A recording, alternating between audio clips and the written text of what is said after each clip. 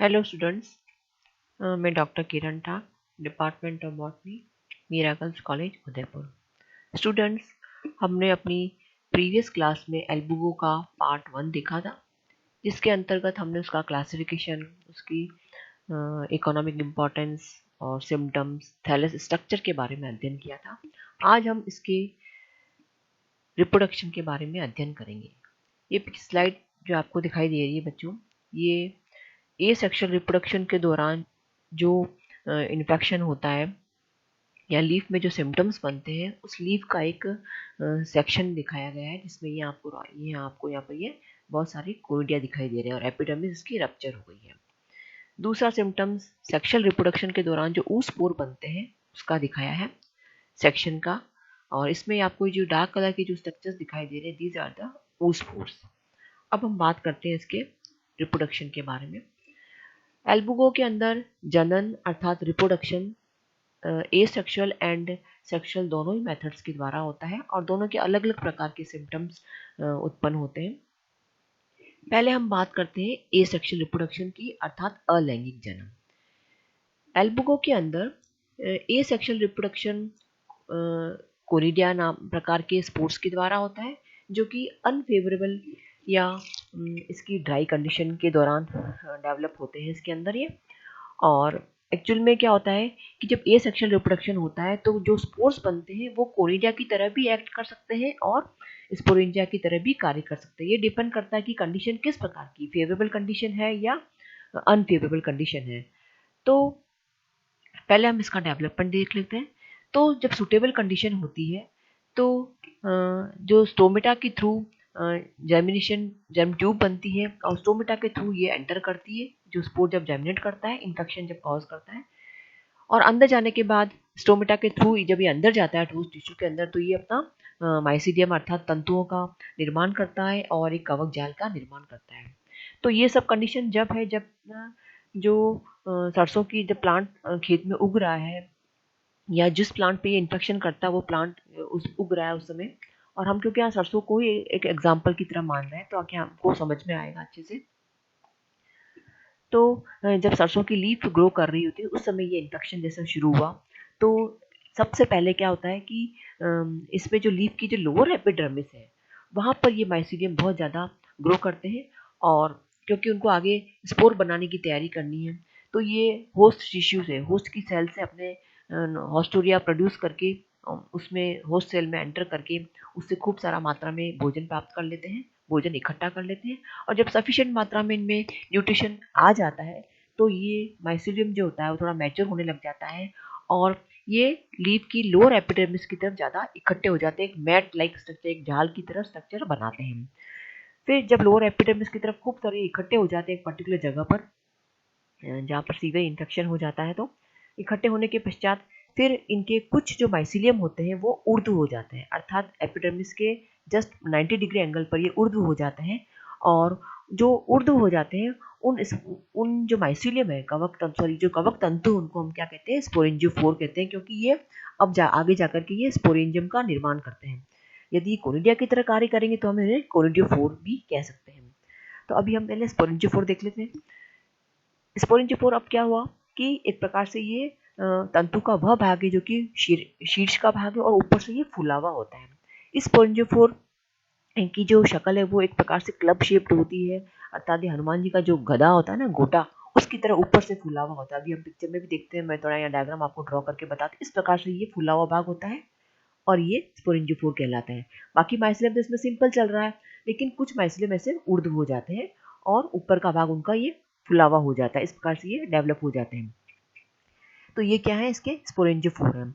अब इन स्पोरेंजियोफोर में खूब सारा तो साइटोप्लाज्म में इकट्ठा हो जाता है और खूब सारे इसमें न्यूक्लियस का एक्यूमुलेशन हो जाता है।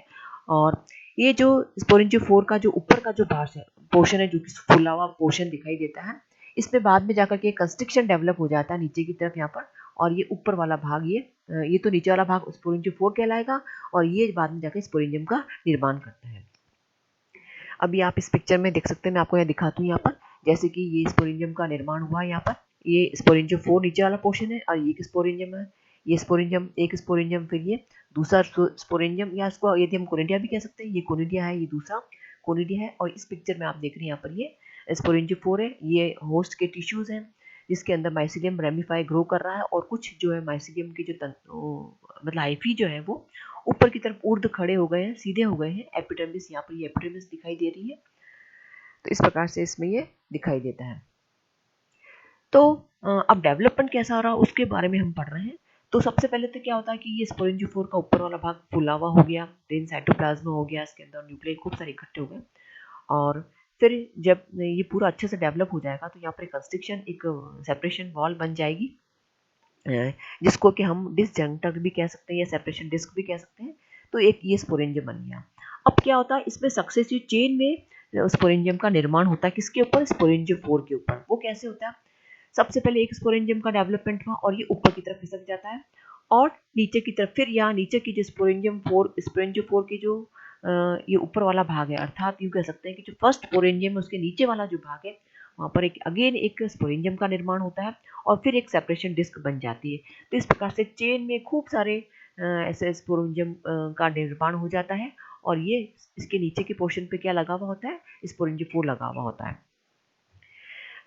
इन दो स्पोरेंजियम के बीच में जो होता है वो एक जिलेटिनस या म्यूसिलेजिनस पैड या डिस्क नुमा स्ट्रक्चर होता है, जिसे डिसजंक्टर कहते हैं, जो कि सेपरेशन डिस्क होती है। इसलिए कहते हैं इसको क्योंकि जब स्पोरेंजियम बिखरेंगे तो ये इस के यहीं से सेपरेशन डिस्क पानी को फुल एब्जॉर्ब करके अलग हो जाएगी, और उसको ये अलग अलग स्पोरेंजियम को बिखेरने में हेल्प करेगी। तो ये सेपरेशन डिस्क जो होती है वो डिजॉल्व हो जाती है अंडर, और फिर बाद में क्या होता है कि जो सुटेबल एनवायरमेंट एंड कंडीशंस होती है, तब ये स्पोरेंजियम जो होते हैं वो अलग अलग बिखरे हुए जो स्पोरेंजियम होते हैं ये हवा के द्वारा या पानी के बूंदों के द्वारा किसी भी कंडीशंस के द्वारा ये डिस्पर्स हो जाते हैं, और सुटेबल होस्ट पे जाकर के फिर ये जर्मिनेट करते हैं। जर्मिनेशन का इनका प्रोसेस ये होता है कि ये स्पोरेंजिया 2-3 घंटे के अंदर ये जर्मिनेट कर जाते हैं, और जब जर्मिनेट करते हैं तो इन जर्मिनेशन के दौरान इसके अंदर से जूस पोर्स निकलते हैं, और ये जो जूस पोर्स जब वापस सूटेबल होस्ट के कांटेक्ट में आएंगे तो ये वापस नया फंगल इन्फेक्शन करेंगे, और स्टोमेटा के थ्रू इनकी एंट्री होती है। तो नेक्स्ट हम देखते हैं कि ये डिफरेंट पिक्चर्स हैं। ये जो पिक्चर दिखाई है ये इन्फेक्टेड लीफ के थ्रू सेक्शन काटा हुआ दिखाई दे रहा है, और ये एपिडर्मिस में रप्चर हो चुकी। जब खूब सारे कोनिडिया डेवलप हो जाते हैं यहाँ पर, तो ये इसके ऊपर प्रेशर पड़ता है एपिडर्मिस के ऊपर, और ये प्रेशर के कारण ये एपिडर्मिस रप्चर हो जाती है। तब तक खूब सारे कोनिडिया बाहर यहाँ इकट्ठे हो जाते हैं, और ये सारे कोनिडिया लीफ के सरफेस के ऊपर एक वाइट ब्लिस्टर्स या पैच की तरह स्ट्रक्चर बनाते, जो कि आपको मैंने सिम्टम्स के दौरान बताया था। तो ये नीचे की तरफ स्पोरेंजियोफोर है, और यहाँ पर ये चेन में कोनिडिया बनते हैं। यहाँ इस पिक्चर में भी आप देख सकते हैं ये स्पोरेंजियोफोर है, यहाँ पर ये चेन में एक के ऊपर एक कोनिडिया का डेवलपमेंट हो रहा है। अच्छा, एक मुख्य बात यह है कि इसमें जो कोनिडिया का डेवलपमेंट है वो बेसिपिटल होता है। बेसिपिटल से मतलब हुआ कि जो बेस में जो स्पोरेंजियम है वो तो छोटा होता है, यंग होता है, और ऊपर की तरफ जो स्पोरेंजियम होते हैं वो मैच्योर होते हैं, क्योंकि उनको अब हटना होता है। तो ऊपर की तरफ बड़े होते हैं, मैच्योर होते हैं, और नीचे की तरफ यंग होते हैं। इस प्रकार के डेवलपमेंट को हम बेसिपिटल डेवलपमेंट कहते हैं। ये एक कलर्ड पिक्चर भी दिखाई है इसके अंदर, जिसमें ये सारे नीचे की तरफ तो स्पोरेंजियोफोर है, और ये जो आपको स्ट्रक्चर्स दिखाई दे रहे हैं दीज आर ऑल स्पोरेंजियम। इस पिक्चर में भी आप देख सकते हैं यहाँ पर ये जिलेटिनस डिस्जंक्टर या जिलेटिनस डिस्क दिखाई दे रही है, जो कि इसको सेपरेट करने में हेल्प होती है। अब जर्मिनेशन हम देख रहे हैं इसके अंदर। क्या ये स्पोरेंजियम हवा के द्वारा किसी भी माध्यम के द्वारा ये हवा में उड़ जाते हैं, और जब सूटे वापस नई लीफ को इन्फेक्ट कर सकते हैं, उस समय जो पास में खेतों में जो वैसे तो अधिकतर स्पोरेंजियम जो होते हैं वो नष्ट हो जाते हैं ऐसे ही, लेकिन कुछ जो स्पोरेंजियम है वो जब सक्सेसफुल रह जाते हैं तो वो किसी उसी प्लांट की पास वाली लीफ में या और आगे दूसरे प्लांट, जो खेत में खूब सारे सरसों के प्लांट अगर उग रहे हैं तो उनकी लीफ सरफेस पे जाकर के वहां पर ही जर्मिनेट करते हैं। अब इनके जर्मिनेशन का तरीका, ये जो स्पोरेंजियम का डेवलपमेंट हुआ है ये दो प्रकार से हो सकता है। कैसे दो प्रकार से?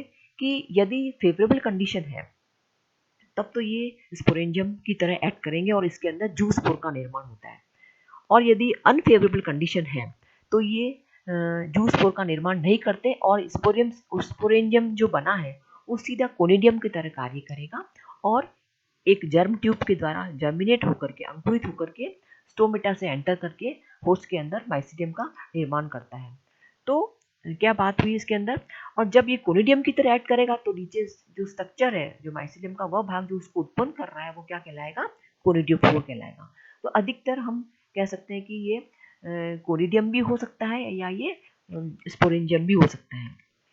और फर्क यही है कि स्पोरेंजियम जब बनेगा तो उसमें बहुत सारे जूस पोर्स का निर्माण होगा जो कि जल कोशिकाएं होती हैं। अभी हम जूस पोर्स को देख लेते हैं। ये इसमें जूस स्पोरेंजियम, जो जब ये स्पोरेंजियम के अंदर जूस पोर का निर्माण हो रहा है तो हम इसको जूस स्पोरेंजियम भी कह सकते हैं। अब इसका जर्मिनेशन, ये जो जूस स्पोरेंजियम है इसके दो वॉल होती है। इसके अंदर की जो वॉल होती है वो पूरी एक बाहर एक वेसिकल के रूप में बाहर आ जाती है और तब तक इसके अंदर जो जूस पोर होते हैं वो बाहर आ जाते हैं। इसके जूस पोर्स का अगर स्ट्रक्चर देखें तो ये जूस पोर का एक स्ट्रक्चर है जो कि फ्लैजिलेटेड होता है और जल कोशिका होती है। इसमें दो फ्लैजिला पाए जाते हैं। दोनों इसकी इंपॉर्टेंट करेक्टर इसमें किडनी शेप जूस पोर डेवलप होते हैं। और ये जो जूस इसके जो फ्लैजिला है, एक छोटा होता है एक बड़ा होता है। एक जो छोटा है वो टेंसिल प्रकार का होता है, ये दिख रहा है, और जो बड़ा होता है वो विप्लाश चाबुक के प्रकार का होता है, प्रतोद प्रकार का होता है और बड़ा होता है। थोड़े समय ये ऐसे ही तैरते हैं वायु में या पानी की बूंदों के में, और उसके बाद में इनके फ्लैजिला ये नष्ट हो जाते हैं और ये बाद में ये कुछ समय एंसिस्ट होकर के बाद में ये जर्म ट्यूब के द्वारा ये अंकुरित होते हैं और स्टोमेटा के थ्रू एंटर होकर के ये होस्ट टिश्यू के अंदर जाकर के अपना माइसिलियम बनाते हैं। तो इस प्रकार से ए सेक्सुअल रिप्रोडक्शन की जो लाइफ साइकिल है वो चलती रहती है बार बार जब तक खेत में प्लांट ग्रो कर रहा है, फेवरेबल कंडीशन है, तब तक ये बार बार इस जूस पोर के द्वारा इन्फेक्शन खेतों में पूरा वे फैलता रहता है और नए नए जो लीव्स हैं प्लांट की उसको ये इन्फेक्ट करते रहते हैं। तो ये एसेक्सुअल रिप्रोडक्शन की साइकिल इसमें चलती रहती है। अब आता है, हम बात करते हैं इसके सेक्सुअल रिप्रोडक्शन की। ये सेक्सुअल रिप्रोडक्शन जब तक चलता है, जैसे कि जब तक की फेवरेबल कंडीशन थी, लेकिन मार्च अप्रैल में, जैसे अभी सरसों की फसल उग रही है, फरवरी मार्च अप्रैल इसमें टेम्परेचर थोड़ा बढ़ने लग जाता है मार्च अप्रैल में, और सरसों में फ्लावर्स उत्पन्न होने के पश्चात में फ्रूट सेटिंग का समय आ जाता है। तो ये जो जब तक इन्फेक्शन एसेक्सुअल रिप्रोडक्शन के दौरान तो स्पोर्स बन गए, जर्मिनेशन हो गया। अब क्या होता है, जब सीवियर कंडीशन आ जाती है तो ये माइसिलियम जो होता है वो क्या करता है, होस्ट टिश्यू के अंदर की तरफ एंटर कर जाता है। अभी तक तो खाली लीफ में जा रहा था, अब ये क्या करता है, स्टेम के अंदर भी एंटर कर जाता है और धीरे धीरे ये जो इसके जो फ्लोरल पार्ट है, इन्फ्लोरेसेंस पार्ट है, उसके वहाँ पर भी एंटर कर जाता है और वहाँ जाकर ये सेक्सुअल रिप्रोडक्शन करता है। आपको यहाँ पर एक बात और रिपीट कर दे कि एल्बुगो का जो थैलस होता है वो यूकार्पिक प्रकार का होता है। यूकार्पिक से मतलब मैंने पहले समझाया था कि पूरा थैलस जो होता है वो रिप्रोडक्शन में पार्ट नहीं लेता है, अर्थात थैलस में वेजिटेटिव पार्ट भी होगा और रिप्रोडक्टिव पार्ट भी होगा। इस प्रकार के थैलस को हम क्या कहते हैं, यूकार्पिक। तो इसका कुछ माइसिलियम तो वेजिटेटिव पार्ट होता है और बाकी कुछ पार्ट से एंथीडियम एंड ऊगोनियम प्रकार के सेक्स ऑर्गन का डेवलपमेंट होता है। इसमें हेट्रोगैमेटेंजा बनते हैं। इसकी स्पेलिंग थोड़ी यहाँ पर ए होना चाहिए। तो इसमें हेट्रोगैमेटेंजा बनते हैं, अर्थात जो सेक्सुअल रिप्रोडक्शन है वो ऊगेमस टाइप का होता है। मेल सेक्स ऑर्गन को हम इसमें एंथीडियम कहते हैं और पूधानी इसको हिंदी में कहते हैं, और फीमेल सेक्स ऑर्गन को हम ऊगोनियम कहते हैं, अर्थात अंडधानी कहते हैं। एल्बुगो में होमोथेलिक स्पीसीज भी होती है और हेट्रोथेलिक स्पीसीज भी होती है। यदि होमोथेलिक स्पीसीज है तो जो गैमेटेंजिया है, अर्थात ये जो युग्मक धानियां हैं, ये दोनों एक ही थैलस पर डेवलप हो जाएगी। और यदि हेट्रोथेलिक स्पीसीज होती है तो एंथीडियम और ऊगोनियम का निर्माण अपोजिट टाइप के डिफरेंट प्रकार के थैलस पर इनका निर्माण होता है। अब हम देखते हैं इनके तो अब सेक्सुअल रिप्रोडक्शन के लिए पहले सबसे पहले एंथीडियम एंड ऊगोनियम का डेवलपमेंट होना जरूरी है। एंथीडियम कैसा होता है, इसका जो जो माइसिलियम ग्रो कर रहे होते हैं उसके कुछ तंतु ऊपर का भाग थोड़ा फूला हुआ इलोंगेटेड हो जाता है और वह एक क्लब शेप, अर्थात अगेन मुद्गर शब्द शेप का, या कह सकते हैं कि गदा के, हनुमान जी की जो गदा होती है उसके प्रकार का होता है। ऊपर से चौड़ा भाग होता है तो इलोंगेटेड क्लब शेप स्ट्रक्चर होता है एंथीडियम। और इसका क्योंकि थैलस भी मल्टी न्यूक्लिएट होता है तो ये एंथीडियम स्टार्टिंग में तो मल्टी न्यूक्लिएट कंडीशन शो करता है, लेकिन बाद में जाकर के ये इसमें एक न्यूक्लियर ही फंक्शनल रहता है, बाकी सब न्यूक्लियर समाप्त हो जाते हैं। तो एंथीडियम एक इलोंगेटेड क्लब शेप्ड स्ट्रक्चर होता है। देन ऊगोनियम, oogonia कैसा होता है? oogonia एक प्रकार से स्फेरिकल गोल राउंड स्ट्रक्चर होता है, मल्टी न्यूक्लिएट कंडीशन में पाई जाती है और इसमें करीबन 65 टू 115 न्यूक्लियाई इसमें हो सकते हैं। और ये सारे जो oogonia जो स्ट्रक्चर है, अभी हम पिक्चर में देखेंगे इसका नेक्स्ट, इसमें देखते हैं हम इसमें जो oogonia डेवलप जो ये हो रहा है, इसके अंदर खूब सारे न्यूक्लियाई आपको ये दिखाई दे रहे हैं। अगेन हम उसी स्लाइड पे आ जाते हैं। तो oogonia एक स्फेरिकल मल्टी न्यूक्लिएटेड कंडीशन वाला स्ट्रक्चर होता है, ऊपर से गोल फुला हुआ स्ट्रक्चर होता है और इसके अंदर जो साइटोप्लाज्म होता है स्टार्टिंग में तो यूनिफॉर्म प्रकार का होता है, लेकिन जैसे जैसे oogonia मैच्योर होता जाता है, परिपक्व अवस्था की तरफ अग्रसर होता है, तो इसका जो साइटोप्लाज्म है वो दो भाग में विभाजित विभेदित हो जाता है। जो आउटर जो साइटोप्लाज्म है, अर्थात जो आउटर जो साइटोप्लाज्म का जो पार्ट है, पेरिप्लाज्म है, उसके अंदर तो बहुत सारे न्यूक्लियाई होते हैं और उसको हम क्या कहते हैं? Outer region of periplasm. और अंदर वाला जो भाग होता है जो कि थोड़ा डेंस होता है और उसको हम ऊप्लाज्म कहते हैं, उसके अंदर एक न्यूक्लियस रह जाता है। और तो हम कह सकते हैं कि जो ये oogonia है इसको इसमें मैच्योरिटी के समय इसमें दो रीजन दिखाई देते हैं, आउटर पेरिप्लाज्म रीजन और इनर ऊप्लाज्म रीजन। आउटर पेरिप्लाज्म रीजन में स्टार्टिंग में तो बहुत सारे न्यूक्लियस होते हैं और ऊप्लाज्म के अंदर एक ही फंक्शनल न्यूक्लियस दिखाई देता है जो कि इसकी फीमेल गैमेट को रिप्रेजेंट करता है।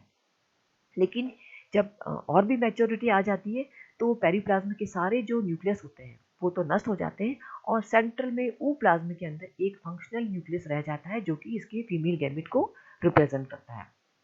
इस पिक्चर में हमने एंथिडियम का और oogonia का डेवलपमेंट को मैंने शो किया है। ये उसको यहाँ पर ये UN होना चाहिए, इसके अंदर करेक्शन है। तो यदि जैसे ये पिक्चर जो दिखाई दे रही है आपको होमोथेलिक एल्बुको की स्पीसीज को दिखाया है इसमें, जिसमें एक की थैलस पर एंथिडियम और oogonia लेकिन पास पास डेवलप होते हैं। ये जो इलोंगेटेड स्ट्रक्चर है ये तो एंथिडियम की स्टार्टिंग है और ये जो आपको थोड़ा सा गोल दिखाई दे रहा है ये oogonia है। एंथिडियम इलोंगेटेड क्लब की तरह होता है, बाद में सेप्टम बन जाता है, नीचे एंथिडियोफोर होता है। ये मल्टी न्यूक्लिएटेड कंडीशन इसके अंदर आपको दिखाई दे रही है पिक्चर के अंदर। ये oogonia में दोनों पास पास डेवलप होते हैं। oogonia थोड़ा एक गोल स्फेरिकल राउंड स्ट्रक्चर होता है, ये भी मल्टी न्यूक्लिएटेड कंडीशन है, नीचे इसमें सेप्टम बन जाता है। अब दोनों ये इसमें दोनों का जो डेवलपमेंट है बिल्कुल साइड बाय साइड है, दोनों एक दूसरे के पास में। अगली स्टेजेस में हम इसका फर्टिलाइजेशन के बारे में पढ़ेंगे। तो देखो इस पिक्चर में भी आप देख रहे हैं दोनों एक दूसरे के साथ साथ में है। ये ooप्लाज्म है जिसमें कि एक फंक्शनल न्यूक्लियस है जो कि इसका फीमेल गैमेट अर्थात इसका एग न्यूक्लियस को रिप्रेजेंट करता है और ये पेरिप्लाज्म रीजन है जिसमें कि साइटोप्लाज्म आपको दिखाई दे रहा है। अब हम बात करते हैं, अभी तक तो हमने देखा कि डेवलपमेंट ऑफ एंथिडियम एंड oogonia। अब हम देखते हैं इसका फर्टिलाइजेशन अर्थात निषेचन और oospore का निर्माण किस प्रकार से इसके अंदर होता है। जैसा कि हम पहले भी रिपीट बता चुके हैं आपको कि सेक्सुअल रिप्रोडक्शन इसके अंदर हेटेरोगेमस प्रकार का होता है, अर्थात मेल और फीमेल गैमेट्स अलग अलग प्रकार के होते हैं, अर्थात गैमेटेंजे अलग अलग होते हैं। एंथिडियम है इलोंगेटेड क्लब शेप स्ट्रक्चर होता है, जो oogonia होता है वो कैसा होता है? एक गोल स्फेरिकल राउंडेड स्ट्रक्चर होता है। जब फर्टिलाइजेशन होता है उसके थोड़ा समय पहले ही इसकी जो oogonia है उसके अंदर सेंट्रल में एक डीपली स्टेन पार्ट दिखाई देता है जो कि राउंड और ग्रेनुलर साइटोप्लाज्म का मास होता है और इसके ये कहाँ दिखाई देता है? ooप्लाज्म के अंदर दिखाई देता है। इस पोर्शन को हम क्या कहते हैं? सीनोसेंट्रम कहते हैं। तो कभी कभी ये डेफिनेशन पूछ ली जाती है कि व्हाट इज सीनोसेंट्रम। तो सीनोसेंट्रम क्या चीज है? एक मैच्योर oogonia के अंदर एक सेंट्रली प्लेस्ड डार्क स्टेन का डार्क स्टेन का ooप्लाज्म होता है जिसके अंदर फीमेल न्यूक्लियस प्रेजेंट होता है। दूसरी इंपॉर्टेंट चीज इसमें है कि इसमें सेंटर जो सेक्सुअल रिप्रोडक्शन है वो किस प्रकार का होता है? गैमेटेंजियल कांटेक्ट के द्वारा। मैंने जब आपको डिफरेंट प्रकार के सेक्सुअल रिप्रोडक्शन पढ़ाए थे इसके अंदर जनरल कैरेक्टर्स के अंदर, तब बताया था आपको गैमेटेंजियल कांटेक्ट युग्मक धानी संपर्क जिसको हम हिंदी में कहते हैं। तो ये गैमेटेंजियल कांटेक्ट का एक पिक्चर दिखाया है जिसमें ये फीमेल रिप्रोडक्टिव ऑर्गन oogonia है और ये मेल रिप्रोडक्टिव एंथिडियम है जिससे एक ट्यूब निकलती है।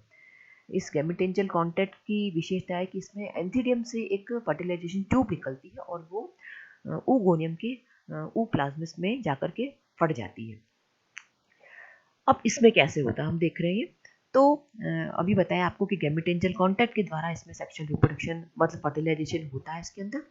तो जब एंथीडियम और oogonia दोनों एक दूसरे के पास में आ गए, तो जो पॉइंट ऑफ कांटेक्ट है दोनों गैमेटेंजियम का, एंथीडियम और oogonia का, वहां पर जो वॉल होती है, कांटेक्ट वॉल जो होती है, वो बिल्कुल थोड़ी पतली हो जाती है और एंथीडियम से एक थिन ट्यूबुलर स्ट्रक्चर डेवलप होता है जिसे हम क्या कहते हैं, फर्टिलाइजेशन ट्यूब कहते हैं। तो इस पिक्चर में आपको ये दिखाई दे रही है, this is the fertilisation tube इसमें दिखाई दे रही है।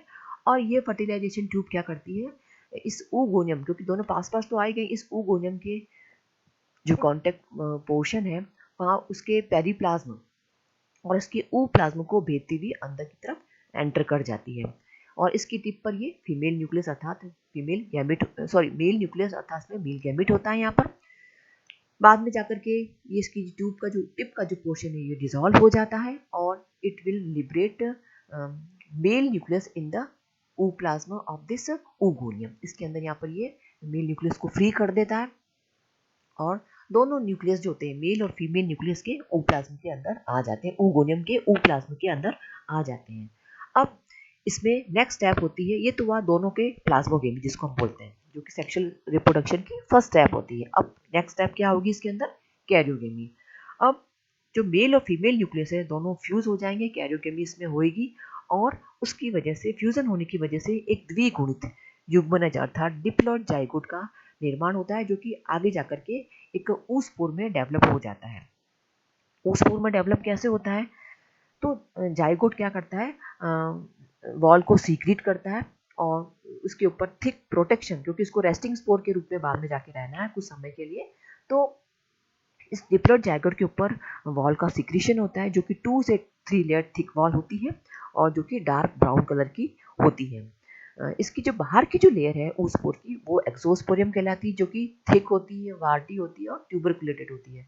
अभी हम पिक्चर में देखते हैं, ट्यूबरकुलेटेड से मतलब हुआ कि उसके ऊपर खूब सारे खांचे डिजाइन ऐसे, जो स्मूथ नहीं होती कहने का मतलब। और जो इनर लेयर होती है वो थोड़ी पतली होती है आउटर लेयर की तुलना में, एक्सोस्पोरियम की तुलना में, और ये पतली और चिकनी होती है। तो पहले डिप्लॉइड जाइगोट का निर्माण हुआ, उसके पश्चात वह oospore में कन्वर्ट होता है। तो इस स्लाइड में मैंने फर्टिलाइजेशन की प्रोसेस को दर्शाया है। एंथीडियम oogonia दोनों एक दूसरे के पास पास है।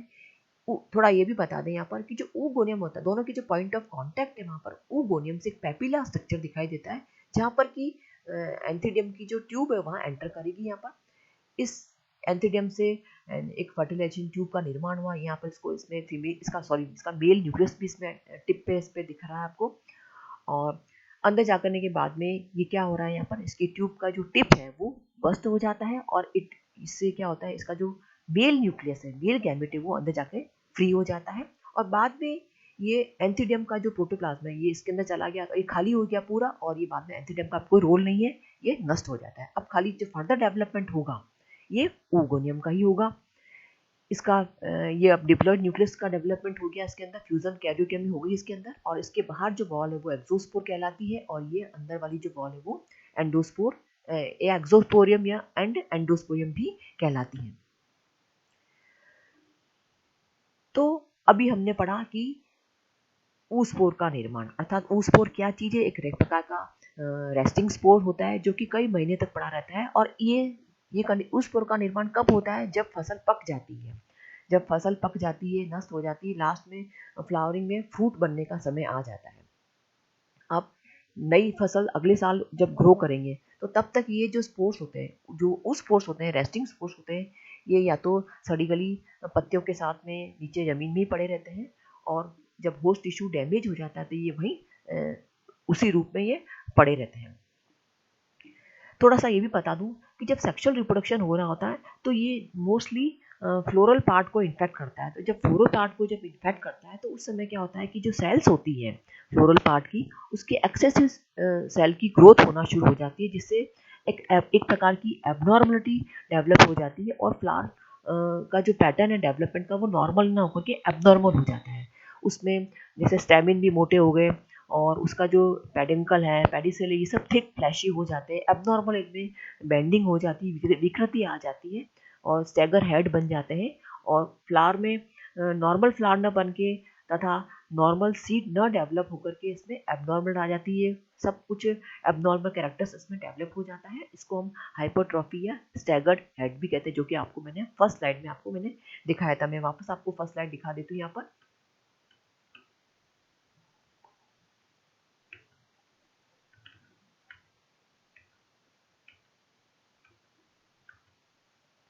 तो इस पिक्चर में आप यहाँ दिख रहे हैं, यहाँ पर ये एक ऊसपोर का डेवलपमेंट है। इसके अंदर ये एक ऊसपोर का स्टेज जिसमें कि डिप्लॉयड न्यूक्लियस हो जाता है। खाली इसके अंदर यही अवस्था होती है जो कि डिप्लॉयड फेज होती है। इसमें ये इसकी अवस्था डिप्लॉयड न्यूक्लियस होता है, कैरियोकेमी हो चुकी तो डिप्लॉयड फ्यूज न्यूक्लियस बन चुका है इसके अंदर।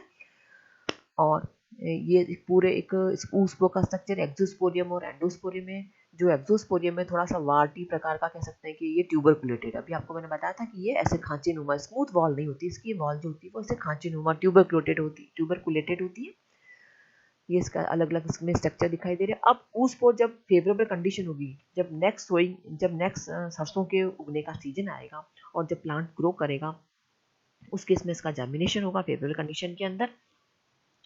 अब उस स्पोर के अंदर जर्मिनेशन किस प्रकार से होता है, तो इसकी जो अंदर की जो वॉल है एंडोस्पोरियम जो होती है वो एक वेसिकल के रूप में ये पानी सोख करके एब्जॉर्ब हो जाती है, फूल जाती है। और एंडोस्पर्म एक वेसिकल कह सकते हैं या एक थैलीनुमा स्ट्रक्चर के रूप में ये बाहर आ जाती है। तो इस पिक्चर में आप देख रहे हैं ये तो उसका बाहर का एक्सोस्पोरियम दिखाई दे रहा है। और अंदर की जो वॉल है, जैसे कि दो वॉल होती है, जैसे ये स्ट्रक्चर है, तो अंदर की जो वॉल है इसको हम बताना चाह रहे हैं यहाँ पर। तो ये ऐसे फूल करके ऐसे बाहर एक वेसिकल नुमा स्ट्रक्चर के रूप में आ जाती है। अब यहाँ पर इसके इस समय तक क्या होता है कि इसका जो डिप्लॉयड न्यूक्लियस होता है वो खूब सारे माइटोटिक डिवीजन करता है। उसकी वजह से क्या होता है, यहाँ पर बहुत सारे न्यूक्लियस का निर्माण ऐसे छोटे छोटे न्यूक्लियस में डेवलप हो जाते हैं। और हर न्यूक्लियस के चारों तरफ एक छोटा प्रोटोप्लाज्मिक बिट लगा हुआ होता है। फिर हर एक जो स्ट्रक्चर होता है वो एक जूस पोर में मेटामॉर्फस हो जाता है, जूस पोर में कन्वर्ट हो जाता है। तो आप इस पिक्चर में देख रहे हैं कि ये अंदर की तरफ ये हर एक के अंदर एक छोटा छोटा न्यूक्लियस दिखाई दे रहा है, इसके चारों तरफ यहाँ पर ये प्रोटोप्लास्ट के टुकड़े लगे हुए हैं सबके अंदर। और बाद में ये मॉडिफाइड होकर के क्या बनाते हैं, डिप्लॉयड जूस पोर्स बनाते हैं। फिर धीरे धीरे जब ये खूब सारे जूस पोर्स बन जाएंगे तो ये थैली भी जो वेसिकल है जो ये भी रप्चर हो जाएगी, बस्ट हो जाएगी, और सारे जो जूस पोर्स होंगे वो बाहर की तरफ आ जाएंगे। अब हम देखते हैं इसके जूस पोर का स्ट्रक्चर। इसको जूस पोर क्यों कहा, क्योंकि ये जल कोशिका है। जल कोशिका क्यों कहा, क्योंकि इसके अंदर फ्लैजिला पाई जाती है। हर एक जो जूस पोर है एक किडनी शेप स्ट्रक्चर होता है, वृक्काकार जिसको हम कह सकते हैं। वृक्काकार मीन्स किडनी शेप स्ट्रक्चर होता है, रेनिफॉर्म स्ट्रक्चर होता है, जिसमें पार्श्व में एक लेटरल खांच होती है। इसके पार्श्व में खांचा होता है, यहाँ पर एक दो फ्लैजिला लगे होते हैं जो कि असमान साइज के होते हैं। जो छोटा वाला फ्लैजिला होता है वो कैसा होता है, वो टिंसिल प्रकार का होता है, जिसे कि हम कुर्ची प्रकार का फ्लैजिलम कहते हैं, जो कि मैंने आपको पहले जब टाइप ऑफ फ्लैजिला बताए थे तब बताया था आपको मैंने। और ये दूसरा प्रकार का जो होता है वो थोड़ा लंबा होता है और ये फ्लेक्सिबल होता है, जिसे हम प्रतोद या चाबुक प्रकार का, ये विप्लाश प्रकार का फ्लैजिला कहते हैं। तो और इसके अंदर एक यहाँ पर फीमेल इसका न्यूक्लियस इसमें सॉरी इसके अंदर एक इसका न्यूक्लियस होता है, डिप्लॉयड न्यूक्लियस होता है। अब कुछ समय तक तो ये जो जूस पोर्स हैं ये हवा में तैरते हैं फ्लैजिला की सहायता से, और कुछ समय पश्चात थोड़े समय के बाद में ये इनके फ्लैजिला गायब हो जाते हैं, रिट्रैक्ट हो जाते हैं, नष्ट हो जाते हैं, और ये अपने आप को एनसिस्ट कर लेते हैं, ये राउंड हो जाते हैं और एनसिस्ट करते हैं। और कुछ समय रहने के पश्चात फिर ये नया इन्फेक्शन करते हैं। और फिर अगेन यही होगा कि इसकी जो अंदर की जो वॉल होती है उससे एक जर्म ट्यूब निकलती है, और जर्म ट्यूब के द्वारा ये जर्म ट्यूब फिर स्टोमेटा के रंध्र के द्वारा हेल्दी प्लांट में जो लीफ एपिडर्मिस है उसके ऊपर जो स्टोमेटा होता है उसके थ्रू एंटर करके फिर अंदर जाकर के अपना विभाजित होता है और खूब सारी शाखाएं देता है और एक माइसीलियम का निर्माण करता है। तो ये इस प्रकार से इसमें ऊसपुर का जर्मिनेशन होता है और वापस ये इसको रीइन्फेक्ट करता है। अब कंक्लूजन के रूप में हम इसकी लाइफ साइकिल को रिपीट कर लेते हैं।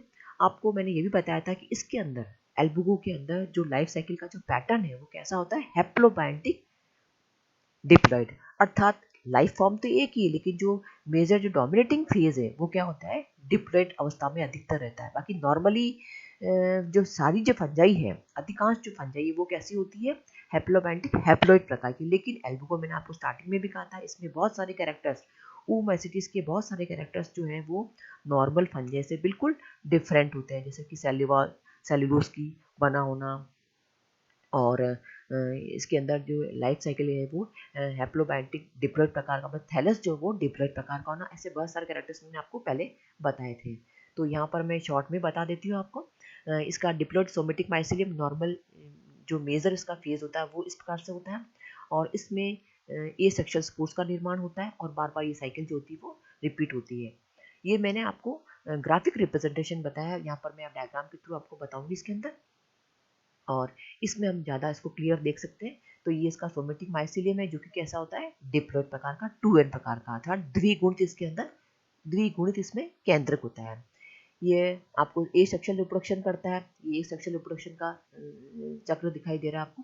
तो ए सेक्शुअल रिप्रोडक्शन के दौरान इसमें कोनिडियोफोर का निर्माण हुआ लोअर एपिडर्मिस के नीचे, और कोनिडियोफोर से फिर खूब सारे चेन में इसके ऊपर की तरफ टिप पर इसमें कोनिडिया बनते हैं चेन में।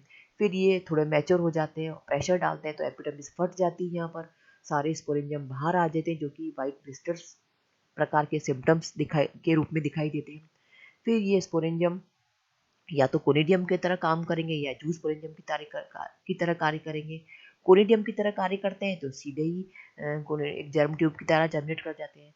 जूस स्पोरेंजियम की तरह कार्य करेंगे तो खूब सारे इसमें जूस पोर्स बनेंगे। जूस पोर्स कुछ समय ऐसे ही रह करके बाद में इनके फ्लैजिला हट जाते हैं और ये एंसिस्ट होकर के वापस ये एक जर्मिनेशन करते हैं और हेल्दी प्लांट को इन्फेक्ट करते हैं। तो इस प्रकार से इन कोनिडिया या जूस पोर के द्वारा एसेक्सुअल साइकिल्स में चलती है। अब हम देखते हैं यहाँ पर सेक्सुअल साइकिल, इसमें कि जब सीवियर इन्फेक्शन होता है, लेट सीजन आता है, मार्च अप्रैल, जब फसल के पकने का समय आता है, तभी इन्फ्लोरेसेंस पार्ट पे पहुंच जाते हैं इसके माइसिलियम, और इनमें सेक्स ऑर्गन का निर्माण होता है जिसे हम ऊगोनियम एंड एंथीडियम कहते हैं। एंथीडियम इसका इलोंगेटेड क्लब शेप है और ऊगोनियम इसका राउंडेड ग्लोब शेप स्ट्रक्चर होता है, दोनों एक दूसरे के कांटेक्ट में आते हैं। गैमेटेंजल इनमें कांटेक्ट होता है और इसके अंदर गैमेटेंजल मियोसिस पाया जाता है, और फ्यूजन जब यहाँ इसने इस एंथीडियम से, यहाँ पिक्चर में आपको दिखाई दे रहा है, यहाँ पर एंथीडियम से इसका जो मेल न्यूक्लियस है अंदर एंटर करके और फर्टिलाइजेशन ट्यूब के थ्रू ये एंटर करता है। यहाँ पर दोनों न्यूक्लियस, इस प्लाज्मोगेमी हो गई इसके अंदर, दोनों न्यूक्लियस एक ही उपप्लाज्म में आ जाते हैं। बाद में कैरियोगेमी होती है। कैरियोगेमी का मतलब हुआ कि दोनों न्यूक्लियस फ्यूज हो जाते हैं, मेल और फीमेल न्यूक्लियस फ्यूज होने के बाद में डिप्लॉयड जाइगोट का निर्माण करते हैं। वो जाइगोट एक थिक वॉल स्ट्रक्चर में कन्वर्ट हो जाता है जिसे हम ऊ स्पोर कहते हैं, जो कि रेस्टिंग स्पोर होता है, और नेक्स्ट सीजन में ये ऊ स्पोर्स के द्वारा खूब सारे जूस स्पोर का निर्माण करता है, और कुछ समय ये जूस स्पोर हवा में तैरते हैं और बाद में इनके फ्लैजिला अगेन डिट्रैक्ट हो जाते हैं और ये एक जर्म ट्यूब के द्वारा वापस हेल्दी टिश्यू, होस्ट टिश्यू को ये इन्फेक्ट करते हैं। तो इस प्रकार से एल्बुगो की लाइफ साइकिल चलती है। और थैंक यू।